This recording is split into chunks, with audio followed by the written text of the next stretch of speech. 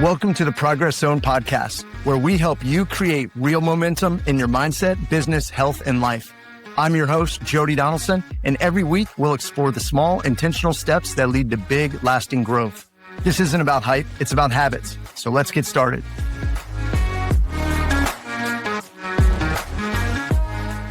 Well, hey everyone, welcome back to the Progress Zone. Today's conversation is one I've been looking forward to for a couple of reasons. The first reason is the topic. Today, we'll be talking a little bit about artificial intelligence, something that's changing the world faster than almost anyone can keep up with, and something a lot of us feel equal parts excited and uneasy about. And the second reason is my guest, because my guest today and I actually go back about 16 years, back when we both worked in the Washington, D.C. area. I was a public information officer for a local police department, and she was a journalist. So we worked a lot of the same stories, just from two different sides of the camera. My guest today is Lindsey Mastis. Lindsey is a 4-time Emmy Award-winning journalist with over 20 years in broadcast news. And she became the first local news anchor in the entire country to specialize in artificial intelligence as her official beat. She's now an independent journalist and the founder of Blue Moves Media, where her whole focus is the human side of AI, helping people actually understand it and earn trust with it. Lindsey, welcome to the Progress Zone. Thank you so much for having me. I'm excited to be here, excited to talk about AI. And of course, it's always good to catch up with you. Yes, for sure. It's been long overdue. So I'm glad you're here. Thank you. Well, for listeners who are meeting you for the first time, can you just take us back a little bit? How'd you get into journalism in the first place? It's a long story. I'm going to try to do the shortened version of it. Okay. But basically, it goes back to 7th grade in a moment where the teacher had asked a question of the class, and it's kind of a heavy topic. He asked if the Holocaust could ever happen again. Oh, wow. And that's heavy. At the time, there was an Albanian war going on. I'm Greek, but I'm also part Albanian. And so I'd been following this war and some of the atrocities that were going on. And the kids were all saying, no, a Holocaust could never happen again. And I remember raising my hand saying, absolutely, it could. And the teacher's like, Lindsey's right. And then he went back to teaching. And I could tell the kids didn't believe it.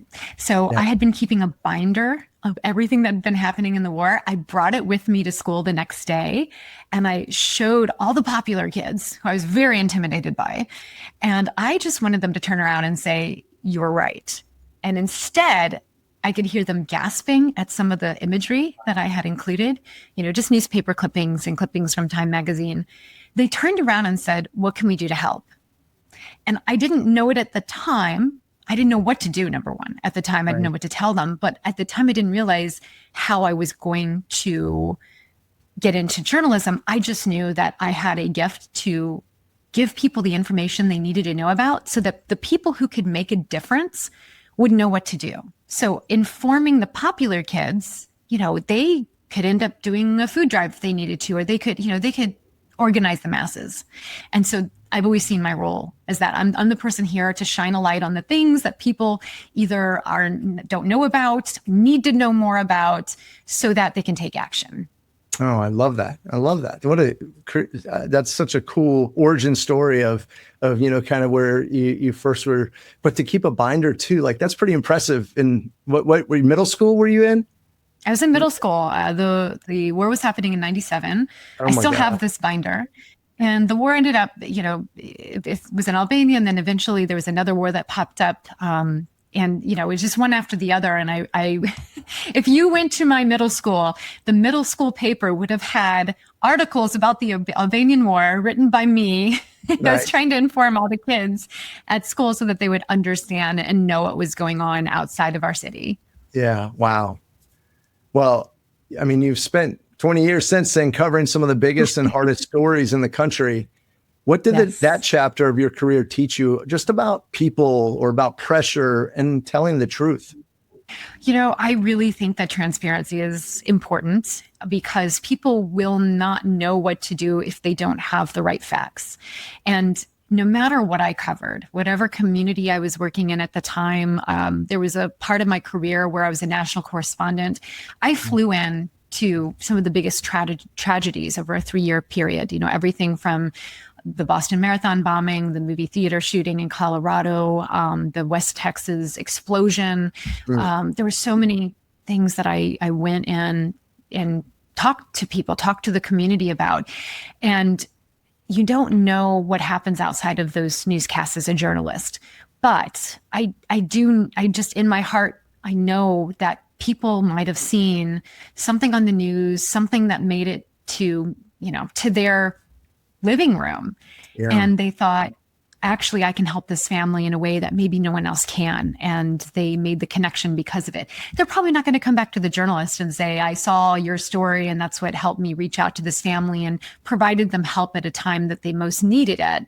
But that's likely what was happening behind the scenes. And I do know it's happened and there have been some cases where people have reached out and told me, which made me feel really good inside. But especially at the beginning of my career, we didn't have social media at all. We didn't have smartphones.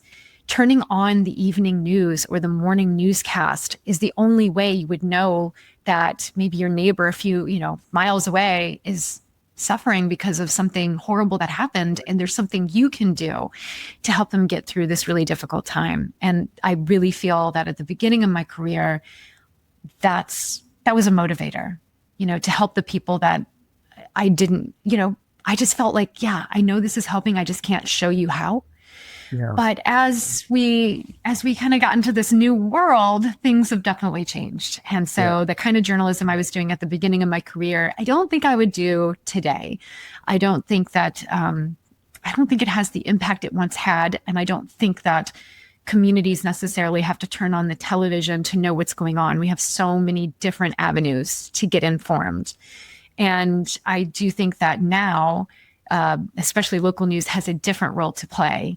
And what I decided I wanted to do was focus on something a little more positive, because I have had, and just like you, we've had a career where we focus in on some of the bad things that happen, a lot of the bad things that happen in our communities. Yeah. Artificial intelligence I see as a breath of fresh air, because the rooms that I'm in with people that are trying to develop different technologies, they really want to solve problems. They've seen some of the issues as well. And they say, okay, what can I design to build something that can help people? So I like to focus on medical AI, right? Like, can we use artificial intelligence to prevent us from having a big medical episode, or to help cure us from something that we're suffering from? I think about artificial intelligence in cybersecurity right now, because the bad guys, they don't care. They're going to use AI to their benefit. We need good guys that are using it to protect all of us, using AI more as a shield from the bad. So I have all these different verticals that I think of. I really focus on 5 different ones. And one of the big things I'm exploring as well is artificial intelligence in the creative arts. And I have a passion for music as well. And this is where I've been torn with AI, of how much do I want AI to do for me versus what do I want to do for myself. And I've been leaning into that question because right now it's more of a discussion. I'm not taking as much action on that side of it. I'm still doing a lot of things as me, as a human, but I'm really watching the space to see, well, what's next? Yeah. So there's so many different ways we can apply AI. And I like to think of AI for good purposes and what we can do to make sure it's serving us versus taking something away. Yeah, no, I appreciate you sharing that how it all evolved, because I think, to take it back one step though, when you made that bold move to kind of focus on AI, you were really the first local anchor in the country to make it your beat, kind of, right? So where did that decision come from? Had that come within you, or had someone said, hey, this is, I think, where we're going? Like, what kind of got you focused in that area? I've always loved doing stories with technology. Even in my first career, or my first station, I launched a health program, and we were using what eventually I think became an app. We didn't have smartphones yet, so we didn't have apps, but there were websites that were more community driven. And so it had this like community driven aspect to it. And then when I had first moved to DC, you probably remember some of these stories on the news, I was reporting on augmented reality. And it was really hard in the newsroom to convince the news team to let me do more than one story on it. I did a story on it, and I'm like, okay, now I want to do this story about augmented reality. They're like, you already did a story on augmented reality. Like, cool. Maybe, okay, I did one, you know? Right. So I think I was able to do a few, but it was hard. I was really fighting a lot of newsrooms throughout my career that were adverse to the evolution of technology. I've trained multiple newsrooms in touchscreen technology, and every time I would do these trainings, I would get resistance. I bet. People not wanting to move forward. And I can understand why a lot of journalists are only seeing the bad in things, because that's our job, is to point out what could go wrong. Right. So they get nervous about trying something new. But when OpenAI announced ChatGPT, I immediately did stories on it. And my news director, I might have been I don't know if it was the same day.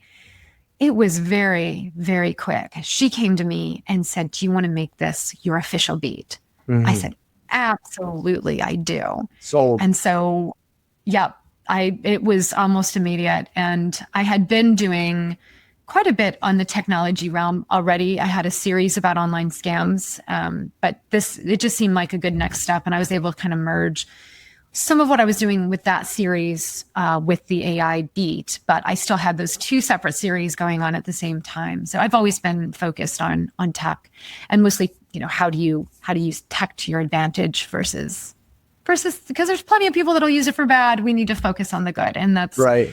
I mean, as a journalist, sometimes that's hard. People are like, "Oh, they just want to point out the bad." I'm like, you can find the negative everywhere. Oh, I yeah. need to show people how it can be useful, because you can't necessarily get that anywhere. Yeah. Well, and I think, hearing that and hearing the resistance you got initially, and you were kind of carving out something nobody had really kind of claimed yet. I mean, you did the tech stuff, but like, just as it got deeper and deeper and more,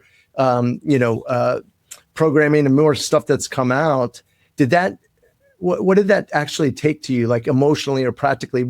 Was there any struggles within yourself of just, this is kind of a different shift and this is my focus? Or was it just natural because you had already had some of the tech stuff that you'd done It was definitely natural for me, but I'll just paint the scene of what my life was like when that was happening. I was waking up at 2 a.m. every single day. I had to be in to work at 3 a.m.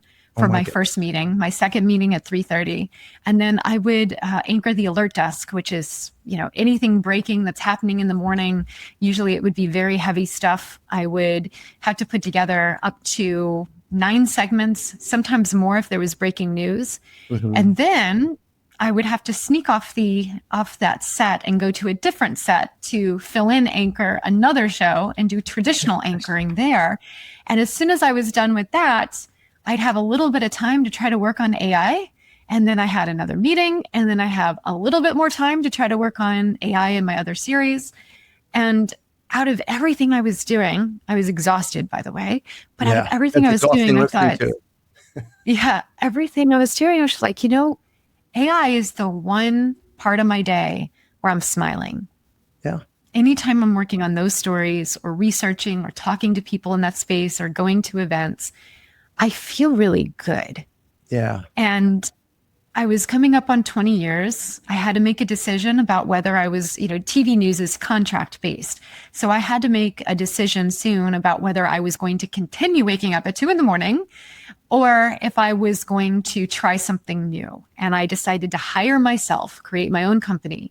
And I work now with founders in the AI space, helping them translate their tech to non-technical audiences. Yeah. I help with the messaging, the founder story. Because when I would do all these stories, I was finding that a lot of the people that have technology that they're creating for a really great humanitarian purpose didn't always have the time or the communication messaging that would lead them to get the attention that their technology would need to get the funding they would need to really take it to the level it would need to be to then impact you and me as a consumer.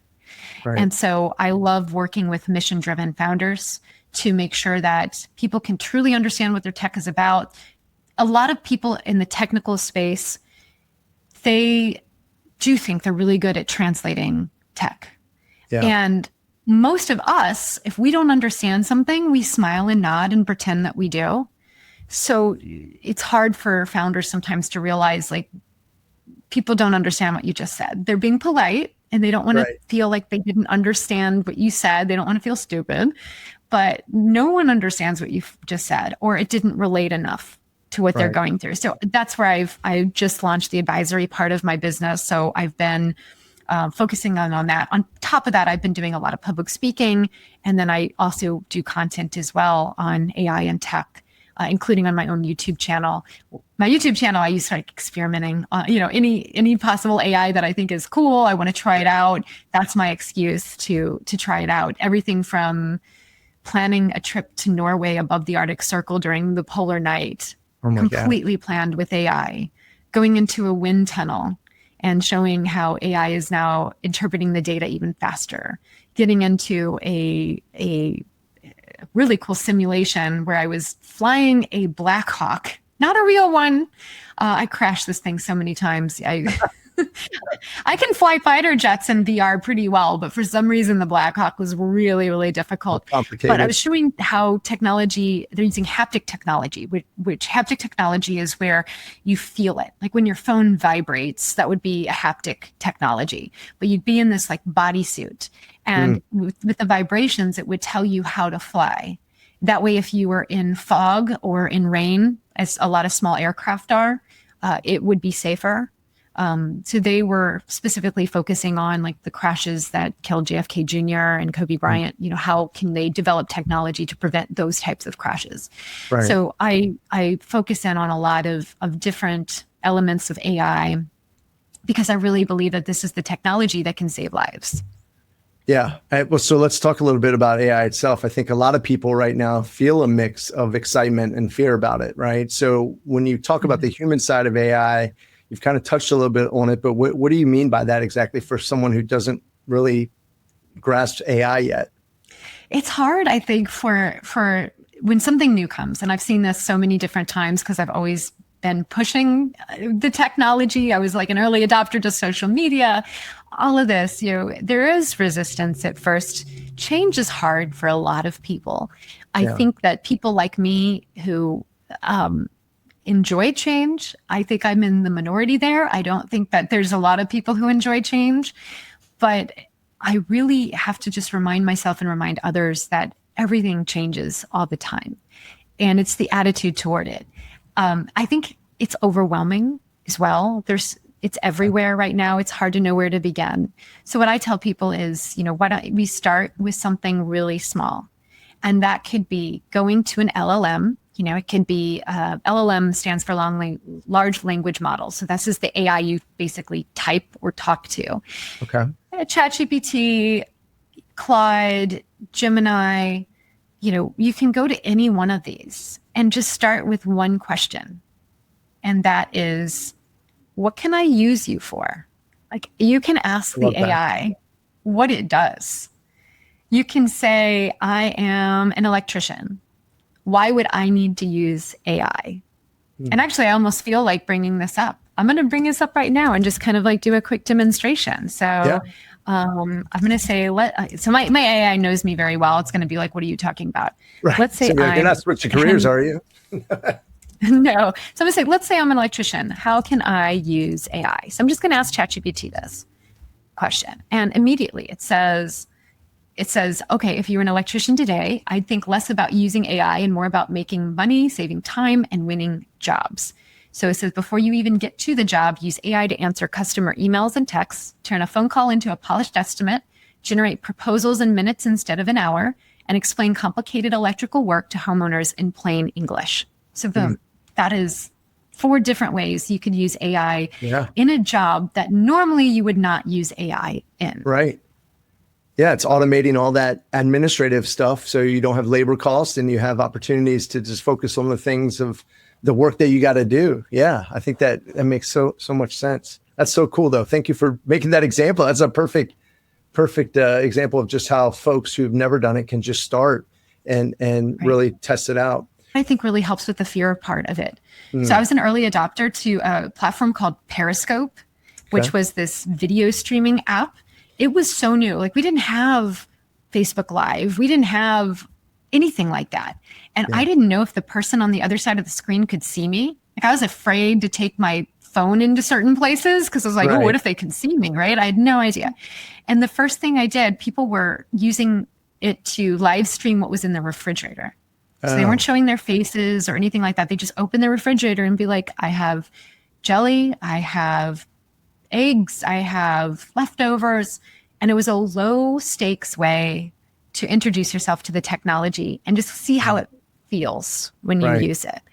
And that's why I think this is so important, is because it takes away that initial fear that you have. What do you think most people get wrong about it, about AI just in general right now? I mean, what's the biggest misconception that you hear, or is the fear justified, or is it just really the misunderstanding and not knowing enough about it? Like you said, it's so overwhelming. I think that's possibly where people get stuck. But what do you think people get wrong about it? It's twofold. So I'm going to say that the answer there is the extremes. We have some people who expect it to be perfect and know all the answers. And I fall a little bit more into that camp sometimes, where I expect it to be all knowing. And then I'm disappointed when I realize that it's flawed, just like us. And then you have people on the other side of the spectrum who only see the bad and are amplifying what could go wrong. Really, it's more in middle. There's good and bad to everything, but to say it's all bad or all good, I think is the mistake. And I think it's okay to point out the problems that we are experiencing with AI. But I think what we get wrong is if we're pointing out the problems without trying to find a solution. Just saying this is horrible, this is going to be bad because of X, Y, Z, and trying to convince people to opt out, I don't think is the answer. Yeah. But I also don't think the answer is to say, use it for everything. There has to be a balance. There has to be a place for humans to really shine and have this technology kind of work around us, fill in the parts that maybe we're not as good at. I grew up, my dad's in construction, my mom was an artist. So neither of my parents were in a office-like setting. Right. And TV news is a trade as well, but there's this office element to it. And I, to this day, find that asking what the protocol is to answer an email, I need it for that. Yeah. Sometimes I don't know the etiquette. Am I supposed to reply all here? Am I supposed to reply at all? Are they expecting me to say something back? What am I supposed to do with this email I just got from this team, or from these, if it's work related, from the boss, or from that type of thing? I actually need it to navigate some of the social situations within offices, because that was something that I wasn't really taught. That's what I find it useful for. But I'm good at writing. I'm great at, I like to do a lot of things myself. I don't want it to take over the stuff I'm good at. I want it to help me with the parts that either I don't understand, need more help with, or maybe something I just hate doing. Right. But we don't have the at-home robots just yet folding our laundry, but eventually. I probably haven't. You know how many loads of unfolded laundry I have that I have to just dip into every day, because I loathe that. Yes, that, and I would like one of these robotic chefs that you see now. They're making the French fries at some of the fast food places where they just automatic do it and have removed a person having to do that, and they can triple or quadruple the amount of French fries they can make at some of these places. I'm like, I'd like a personal chef to be able to do that, so I don't have to cook, clean, any of that. So one day we'll get there. Yes. Let me ask you, you've done, and part of this work you've done too has been like exposing some scams and cybersecurity threats. And as AI gets more powerful, what should people be watching out for to protect themselves? It's hard to say what to look out for, because honestly, it's everything. Yeah. They're getting so good because of AI. But what I had always said through the series that I ran is that you have to take some time to digest what's in front of you. One of the things that scammers like to do is catch you off guard, put you into panic mode so that you don't have time to process what's going on. A lot of people who end up having, they end up sometimes even wire transferring thousands of dollars to people. Once they get through that whole situation, and even a day or two has past and they look back and they say, oh my gosh, this message, it's so obvious. Well, it wasn't obvious at the time because it might be, hey, we just charged your credit card and you think, wait, what? I didn't pay for this. This is $400. No, I didn't make this charge. And you're trying to resolve the issue so fast that it's hard to recognize any of those signs. We are also seeing scammers that are getting into people's accounts and not letting anyone know they're there. And that's really scary because what's happening is they're waiting for the perfect opportunities. They're no longer just blanket. I mean, you still see some of the blanket stuff being put out. Like I still got an email the other day from a prince somewhere in Nigeria telling me they want to leave me their life savings. And I thought that scam had gone away. I was like, why does this exist again?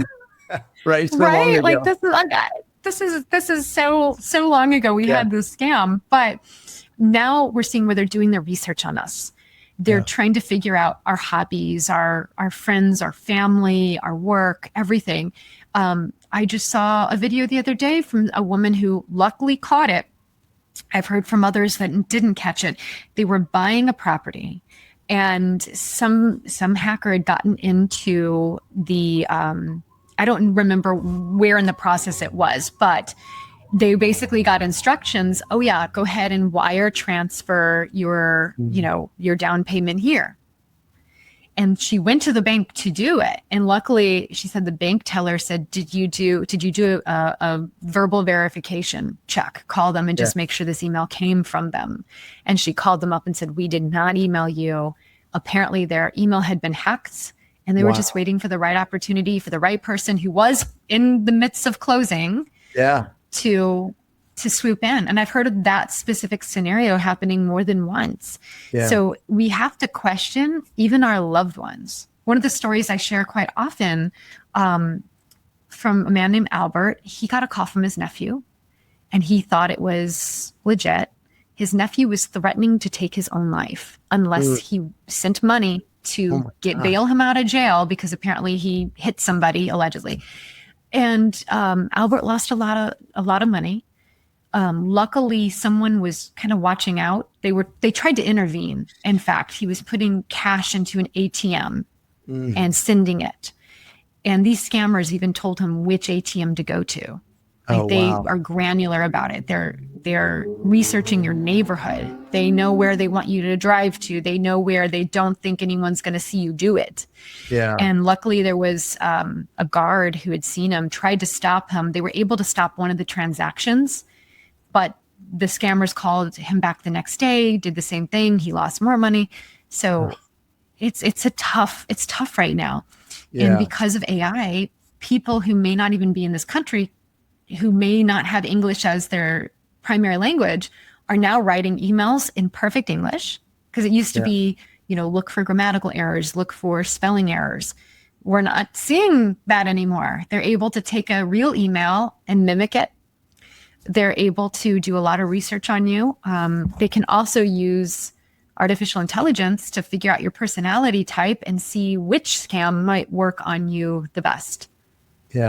So I always tell people, please do not judge someone who ends up in this situation. They are a victim. Usually these scammers are working in a team. So could you imagine if this was in person, if it was a fight, you wouldn't blame the victim if like 20 people just beat your friend up. It's not a fair fight.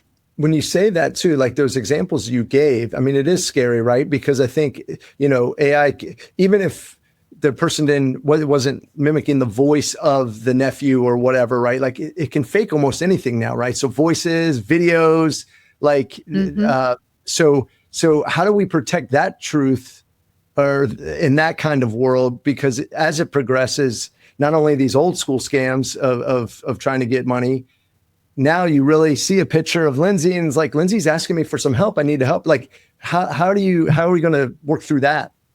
You have to question everything. You have to reach out directly in a channel that didn't come through whatever channel you got that from, right? If you get a text message from someone and they're asking for money and it seems legit, and the thing is, it could be a family member who's in financial distress and the scammer knows that. So it does not seem weird. It seems very plausible, but you've got to pick up the phone and call the number you know is their number, not the number that the scammer just gave you, because that's their number. Yeah. And you have to verify it. And it is tough though. The technology is going really fast, but also I really believe that it's important that we are empowering some of these cybersecurity initiatives that are coming up with ways to protect us so we don't have to think about it. Yeah. You would be, I mean, maybe you know this from your profession as well. I was amazed at hearing how many people pick up the phone even when it says spam. Yeah. Don't answer it. Please don't answer it. Yes. I want AI to not let those calls go through. Yes. Period. And I think that's what we have to work toward. We need to find the technology that is being developed that can protect us so we don't even have to think about it. But we're just not there yet. Yeah.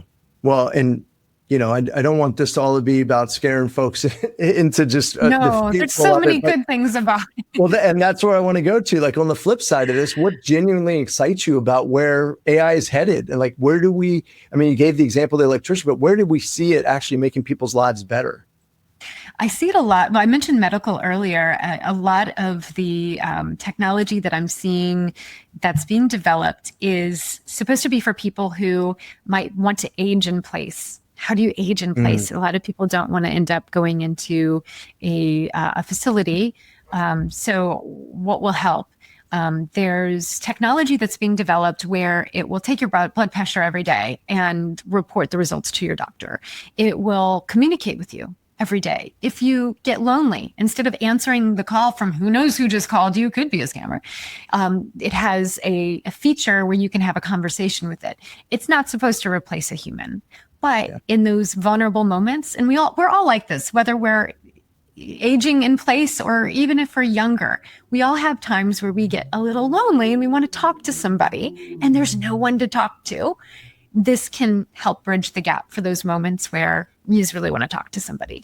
And there's a lot of medical parts with it as well, you know, helping people make sure they're doing their physical therapy or giving them answers to their medical questions based on their specific case. Having family being able to call and check in on them, do a video chat, and making it easy, because a lot of people that are that might be trying to age in place, technology, they may not be technologically savvy. So it takes out the complicated part. That's where I can see it helping. I also love some of what I'm seeing in medical AI. Last year, I went to CES and got to try out some of the technology myself. I don't know if you've ever had a spinal tap. I've had one. They're very painful. Oh, wow. But I didn't know that if they mess up in the slightest, you may not be able to walk again. Like it's a very high risk procedure. And they had this like dummy that you could practice on. And I tried doing a spinal tap on this dummy. It's like kind of a mannequin, but it's like squishy where you can put a shot into it. Right. And they showed me how to do it and I tried so hard. And they're like, yeah, this patient wouldn't walk again. I'm like, oh gosh. Then they pulled up a layer of augmented reality. And with augmented reality, even I could successfully do a spinal tap. Wow. It really made a difference. That's awesome. So that I thought was incredible. So I'm seeing some of that happen where it's there to assist the doctors. You still want a specialist. You do not want me giving you a spinal tap. Period. Right? I'm not a doctor. You still want somebody who is qualified and a specialist. But the technology is there to help, to assist. Almost like to double check, right? Because we're humans. We could have a night where, oh gosh, the doctor just couldn't sleep last night and now they're groggy. Okay, here's a needle. Let me stab you with it, right? Maybe the AI can help in that situation. I have high expectations for the future. I'm putting on my futurist cap right here because we're not quite there yet. But what I see in the future is technology that can figure out what diseases we might get and treat us for them in a non-invasive way so that we never suffer from them. Yeah, that would be amazing. I think that would be so incredible. I am also, this is a controversial one. A lot of people are going to start yelling at your podcast as I say this, like they're going to out loud. not like don't this. listen. I am excited about the future with autonomous vehicles. Mm. And I think you and I might have, and I don't know what your opinion is on it, but I think you and I have some of the same vantage point that other people aren't exposed to. I've been to so many fatal crashes throughout my career.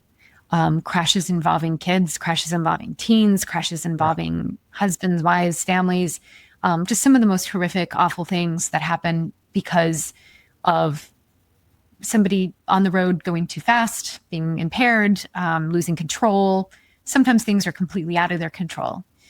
And autonomous vehicles are right now they're not ready for the big time, but we're getting closer and closer. I do think we're going to have a time where we'll look back on this period of history and say, I can't believe we allowed people to drive and that there were 30,000 fatalities a year. I really think that in the future, once everything has to be autonomous, it all has to work together cohesively to really cut down on some of the carnage that we've seen on the roads. And we're just talking fatalities there. We have people who are forever changed from some of these crashes. So that type of technology I see could be very life-changing and life-saving. I wish that technology was being developed even faster. Some of the companies, anytime something does go wrong with this technology, they're studying it and trying to figure out how to make sure it doesn't go wrong in the future. Yeah. They're not just putting it out there and being like, oh, too bad. That's not it. Right. They really, truly want to cut down on fatalities as well and make it easier for people. Also, think about some of the other things. Again, I'm putting my futurist hat on here. A lot of people say they love driving. And it's a nice feeling, but could you imagine having a car that maybe you get into it and it's not like a car? Like, let's say that you are going to go on a long trip and you want to have a movie night on the way. Imagine a car coming and it's like the coolest couch ever and a movie screen and you're popping popcorn while you're on your way. Yeah. Imagine getting done with work and you really want to do a workout, but the 40 minutes you're sitting in traffic just zaps your energy. Well, maybe a car comes with a treadmill on it or an elliptical machine or a rower, and you can do your workout on the way to wherever you're going. Or maybe you're wanting to cook something up for your family. A cooking car comes with all the ingredients you need and you get to make a really cool meal while you're on your way. Like, that's what I see the future of being completely different from what we see now. People think that we're going to still be in cars in the future. It may not look anything like that once everything's autonomous. I mean, I almost feel like we're going to, I don't know if you know this cartoon reference, but the Jetsons. Did you ever see the Jetsons growing up or anything? Like the future? Watch the Jetsons all the time. Yeah. And I need to rewatch that too, because I think I'll have a different opinion of it now. Right.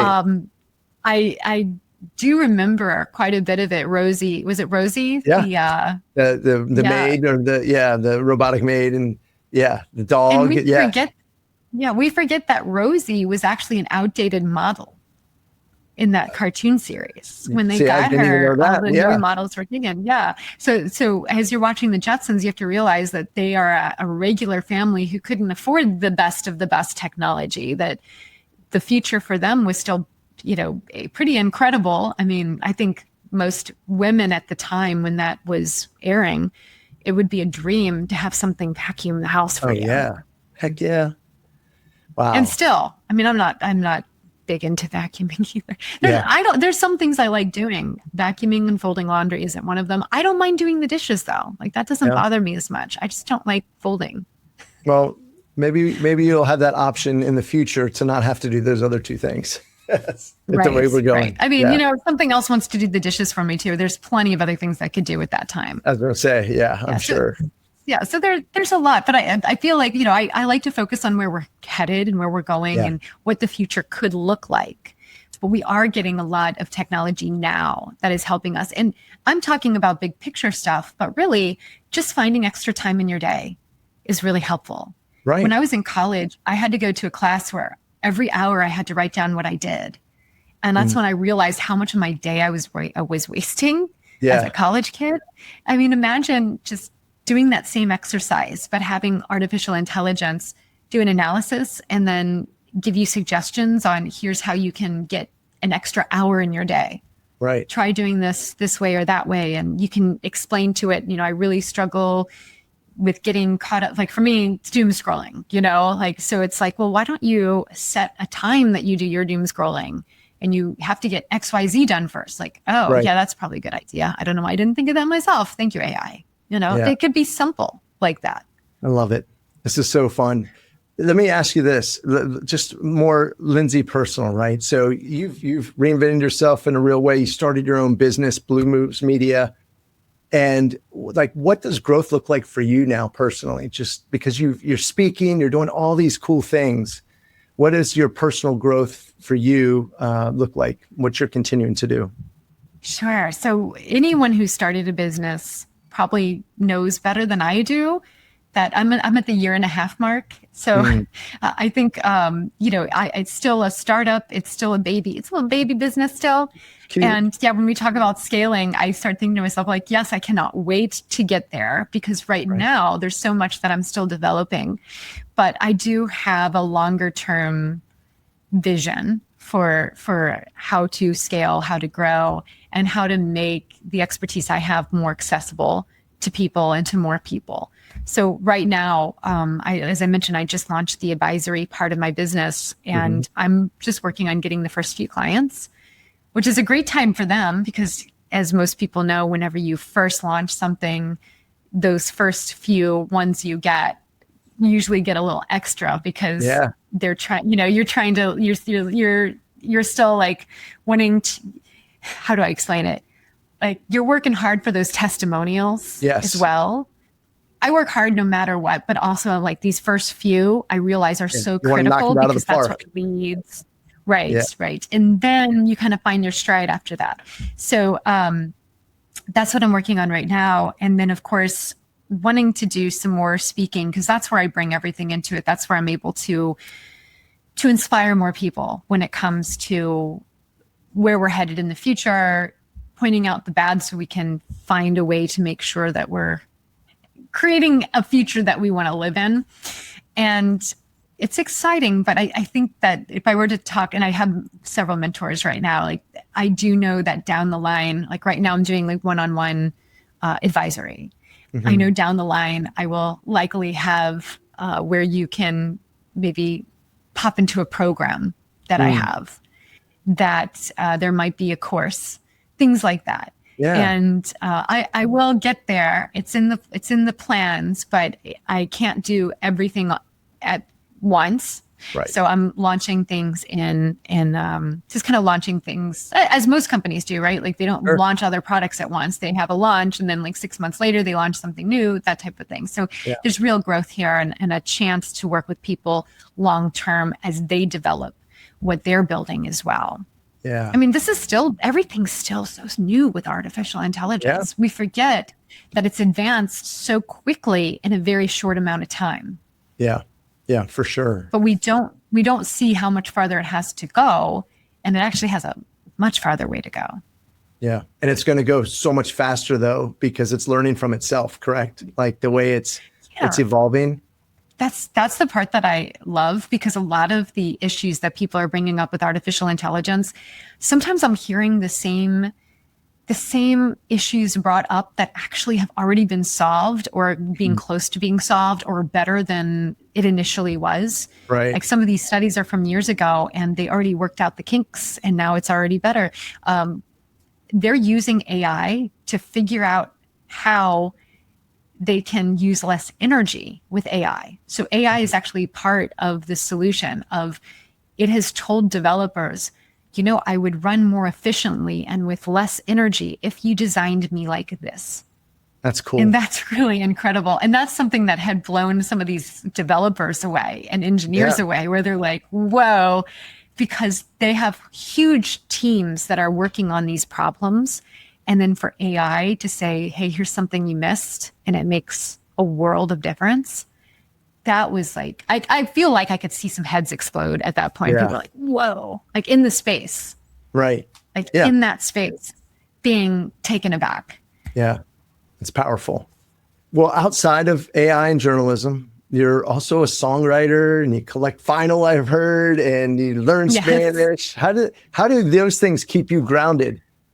Because Oh that's my gosh. You mentioned Spanish. You know what? I was learning Spanish. I wish I was fluent. You would think this many years into it, I would be. But no, my Spanish is horrific at this moment. My best friend is from Mexico. And so he helps me out when I need help with Spanish. Yeah. But yeah, I do write music. And that was something that had been very therapeutic for me when I was in TV news, especially. You know, we would go and focus in on all these stories, and I would come home and need a way to process it. Sure. And for me, music had really helped. Vinyl records, I love, because how can you touch music? Yeah. I like the tangible. So I like being able to hold music in my hand and hold art in my hand. I absolutely love the album artwork. I love reading the liner notes. I love discovering that there's maybe somebody who played on the album that I had no idea played on the album. And that's really exciting. And that's something that now I'm looking at from a different lens. Last year, I went to the largest music conference in the United States, and I created a mini documentary called Is AI Ruining Music? I interviewed Jackson Browne. I interviewed Roseanne Cash, DJ Cherish the Love, who was the first DJ on Broadway, like all these amazing people. And they were really torn about AI in the creative space. And I'm going to be going to Geneva to talk about AI and music as well for a United Nations event. And that is something that I'm bringing up, you know, it's called tool or takeover. Is this taking over an industry and rendering humans obsolete? Or can it be used as a tool so that when I have something creative inside of me, I can bring it to fruition in its entirety? We have so many artists that want to put music to their art, and they try to pair up with musicians, but sometimes they can't find the exact music they're looking for. And then we have musicians that want to pair up visuals with their music. And they also will try to find artists, but again, sometimes it's just not the vision that they have. So we end up finding musicians that are using AI for the visual part, artists that are using AI for the music part. So it's not replacing someone entirely. But then we also see the negative side where someone's using AI to create the music, produce the music, they distribute it, and then bots are listening to it. No need for humans at all. Then it's pointless. So it's definitely, that's one of my 5 verticals that I focus on is AI and creativity, AI in health, AI in cyber, AI in transportation, all of these, because these are the things that impact us so profoundly. I'm someone who doesn't usually enjoy listening to AI generated music because my ear is so trained for real music that I can tell. But there have been some instances where I haven't noticed because maybe the visuals were so strong and the music complemented the visuals so well that I didn't recognize it as being AI generated music. Then I'm also seeing some videos now where people are creating very quick, customized songs for whatever moment they're in. Like imagine you're going to go pick up a friend and you're going to head out on a little road trip and you created like a funny song about your friend. Right? That's a great way to start your road trip. Me as a musician who hires real musicians, local musicians and produces all this out, it takes me months to produce one song. It might only take me an hour or 2 to write a song, but then to actually produce it so it sounds good and get the instrumentation on it, like that, it would be so expensive to just do like, oh, it's just a fun little ditty, right? But that's bringing joy to people's lives in a way that it wouldn't have existed without this technology. So these are a lot of the topics that I often discuss with people because it's not a black and white issue.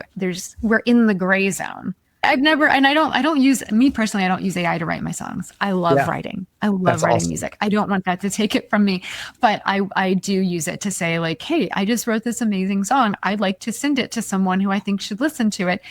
How should I construct that email? Because I'm cold emailing them. Like that's where AI might come into play. How do I explain what I have to someone who I don't know? Well, you're a true artist, and it's cool to see that, and then how you can use it to help supplement what you're doing, but you're actually producing and making the music, which is really, really awesome. So, well, let me ask you this. This is we could ask this as a closing question, just because I know we're short on time, but if someone is listening right now, just who feels so behind on all of this, like the world is changing too fast and they're scared, they can't keep up, what do you want them to hear today? I do this full time and I can't keep up either. You're not alone. It is overwhelming. It's moving so fast, right? And I think that's something that is a myth. You could spend every waking moment of your day trying to stay on top of what's happening with AI. It's impossible. Even the people that work in the space as engineers in their own companies sometimes have a hard time keeping up. What I say is that you need to find one thing that AI can do for you that makes your life better. Yeah. Focus on that first. And then from there, decide how you want to use it next. If you have a goal that you want to use AI for, incorporate it in your business, for example, or maybe you want to build something using AI, or maybe you have built something using AI, but you feel like, oh, this is so elementary compared to what other people are building. Don't think that way. Number one, it's just hard to say. Don't think that way when you're thinking that way. Instead, focus in on what you can do in your own space. Because some of the people that look like they really truly know all the things, they're just really good at making it look like they know all the things. Yeah. Yeah. Like a lot of us don't actually know as much as we would like to know. But if you have that goal, see where you want to be, and then go to an LLM and say, this is what I want to accomplish. What's the first and second step? And stop, because AI will spit out every step and overwhelm you. But say, what do I need to do first and then second? So you know what you're going to do, and then you know what you're going to do after that. And then walk away and go do it. And then come back and say, okay, I did this and did that. What's the next step and then the step after that? Yeah. And even check in and say, like, just wanting to make sure, and you have to remind it. You actually have to remind AI a lot of times. Think of AI of like a child. You have to constantly remind the child to clean the room, like clean your room. Right. Don't forget, you need to clean. Okay, that's great. You put your shoes away. Don't forget to clean the rest of your room. Right. And you have to remind it, like, remember, this is my goal. This is what I'm working toward. I did this and this. What's this next step and the step after? Yeah. And then you can check in and say, how close am I halfway there to my goal? What do you think? Yeah, that's so helpful, because I think, to your point, the overwhelmness, people are afraid to do it. But if you just start with something basic like that, and you're asking it what to do, whatever it is that you're looking to do, it's going to give you those. And then, like you said, you builds on it. It gets to learn your voice and how you think. And so I think it's if people are just scared, just start somewhere and just try it. So I think that's super helpful information. Absolutely. And don't be intimidated by people that are building. There are so many different things that AI can do. And there's so many different use cases. Like I'm in rooms with people and I have conversations with people that are building their own tech stacks or building their own technology that runs offline, and they could run it on a generator. And if they had no electricity, they would still have an AI to talk to, right? That's a very specific personality type. And that's the thing, is like, we're so impressed by what everyone else is doing. Don't look outward, look inward. Yeah. Because you are a unique person and you're going to use it in your unique way. Right. And I think that we get off course sometimes. And I do this too. I see people building these incredible things and I think to myself, why am I not building something like that for me? And it's like, well, that's not even my personality. Right. I'm someone who helps with communication. I'm someone who helps translate technical into non-technical. If I all of a sudden were extremely technical, I may have trouble doing what I do best. Right. Because I would be too technical now. That's true. And that's just not me. I have an appreciation for it and I want to talk to everyone in those spaces, but I'm probably not going to be the one who creates my own LLM. Right. Right. I'm going to use the LLMs that are out there. I might customize one. Sure. And create my own chatbot and create my own, everyone says they're creating their own, like, well, you're building it on top of something that already exists, generally is how that happens. But then I meet people who are trying to go all the way with things. So again, you are going to be overwhelmed if you look at what everyone's doing, and we have to just narrow our focus. Yeah, so true. So true. One step at a time. Just do one thing. Go from there. Well, Lindsey, where can people find you or follow your work? Just learn more about Blue Moves Media, maybe any of your speaking gigs. Where could they go to find you? I was so lucky. My parents gave me a name no one else in the world has. I am the only Lindsey Mastis. So if you just Google me, right, Lindsey, and my last name, it's phonetic, Mastis, Mastis. It's spelled how it sounds. And it's lindseymastis.com. I'm Lindsey Mastis on all social channels. You can go to, my website. You can go to the socials. You can go, just look me up and I'll pop up. I'll be like, hello, here I am. Nice to see you. Well, and we'll share all those links in the show notes for folks to be able to reach out and connect with you and keep watching your growth and learning more about it as you dig into all this technology and learn more yourself. I'm glad that you're sharing it with the world and hoping to keep all of us in here. So.